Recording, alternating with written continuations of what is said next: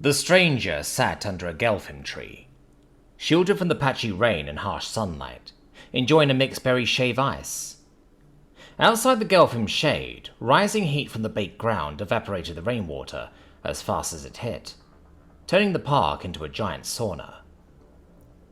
Those brave souls that ventured into the chaotic summer weather didn't spare more than a glance at the stranger. It was obvious she didn't belong here, and they didn't want to catch her attention. For some it was fear, but most simply had no desire to be begged for a few credits by yet another war veteran from another world. The stranger watched those that ignored her. From a distance they seemed almost normal. She found it amusing how many of them stopped at the small pushcart for a shave ice, something that, like her, came from another world. Unlike her, though, it had been readily adopted and assimilated as local. One of the locals crossed the park, heading straight for where the stranger sat under the gelfin. The local's antenna twitched nervously on the sides of her face, her ear slits open wide. She kept her head on a swivel as she approached. Watching for what, the stranger couldn't guess. With a 4-digit hand, she held out a bottle of water for the stranger.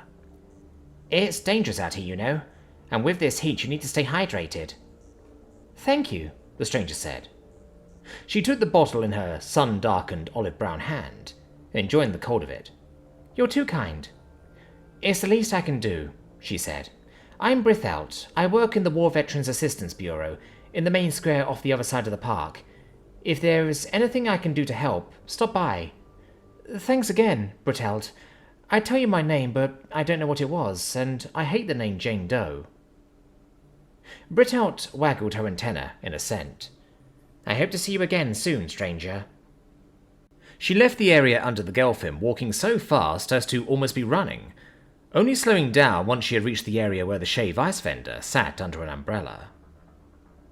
The stranger picked up her arm where it lay next to her, and reattached it to the stump below her left shoulder. After flexing the robotic hand a couple of times, she picked up her leg and attached it to the stump above where her left knee used to be. She stood and picked up her heavy pack, slinging it over her shoulder. She'd have to find somewhere to sleep, and she hoped she could find something with air conditioning. Despite the technical nature of her arm, her prosthetic leg was basic, resulting in a rolling gait as she was forced to raise that hip to get the foot to clear the ground. The main square was busy for how miserable the weather was, but her destination was beyond that. She walked toward the industrial area. Cheaper accommodations could be found in the dirtier, noisier parts of cities. That was the same everywhere. The stranger finally found a small boarding house behind a factory. She decided the cool, dry air in the room made up for the noise of the non-stop machines a scant 50 meters away that made, in all likelihood, more machines. The boarding house also didn't require identification, accepted paper credits, and the room included an ensuite washroom. She looked at herself in the dingy mirror of the washroom. Her close-cropped, light brown hair was sun-bleached to a straw blonde. Her dark brown eyes looked black in the dim light of the room, and the scar that crossed from the bridge of her narrow nose across her left cheek, ending at her jaw, stood out in sunburned pink. She took off her shirt, washed it in the sink, wrung it out, and hung it on the mirror to dry. She followed up by removing her leg and washing the sweat-soaked padded sock and liner she wore under her prosthetic leg. After that, she did the same for the sock and liner for her arm. The stranger filled the shallow tub with tepid water and climbed in. She scrubbed the soap in a rag, turning the water brown, then drained and refilled the tub to rinse as much of the residue off as she could. She patted herself dry with a towel, grabbed her arm and leg, and hopped out to the room. She put the prosthetics where they got plenty of direct air from the vents, then lay on the hard bed to cool herself, and drifted off to sleep. The morning dawned heavily overcast with scattered showers, though the temperature remained high all through the night. The stranger walked out of the boarding house into a wall of damp heat. She returned to the main square of the city and began searching for an address she had in her obsolete comm device. Spotting the address, she put the comm away and crossed the square to an office building. The doors opened with a blast of cool air as she walked in. "Dr. Angelia?" she asked the receptionist. "Take the lift to 7. His office is second to the right." The stranger nodded and took the elevator to the designated floor. She stopped just outside the elevator and set her pack on the floor. From her pack, she carefully unwrapped a small device. It was a box connected by wires to a metal halo. She pulled out 2 cylinders and screwed them into the halo. Device in hand, she walked into the doctor's office under the sign that said, "Memory Treatments." She didn't recognize him from anywhere other than the picture she managed to find, but she saw his shocked recognition. His antenna twitched for a moment until he managed to get himself under control.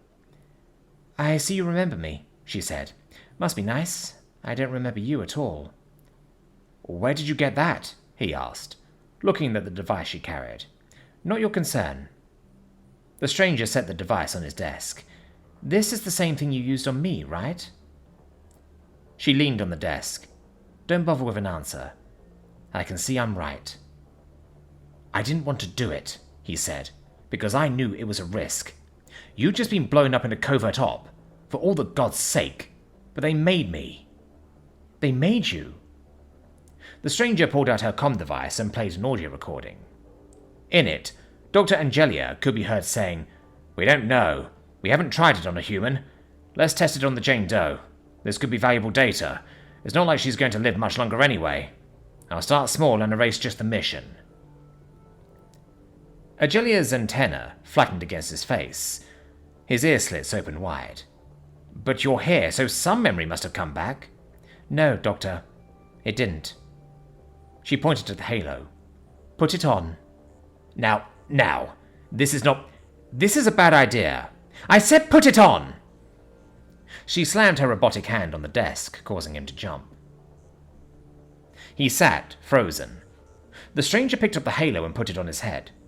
She flipped a switch on the device it was attached to, and turned the dial all the way up. "Can you fix my brain?" she asked.